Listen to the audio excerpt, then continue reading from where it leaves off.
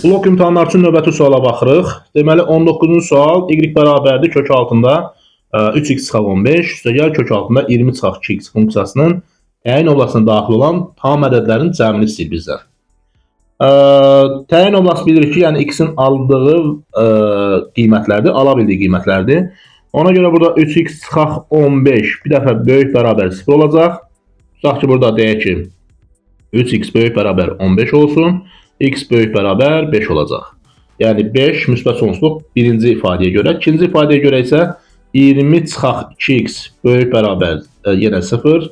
Burada mənfi 2x böyük bərabər deyək ki, mənfi 20 və işarələr dəyişəcək. X kiçik bərabər nə olacaq? 10 olacaq. Deməli, x hansı arafda qiymətlər almalıdır? 5-dən böyük və 10-dan kiçik. Və biz buradan 5-dən 10-a qədər bütün ədədlərin cəmini tapmalıyıq. 5, 6, 7, 8, 9, 10.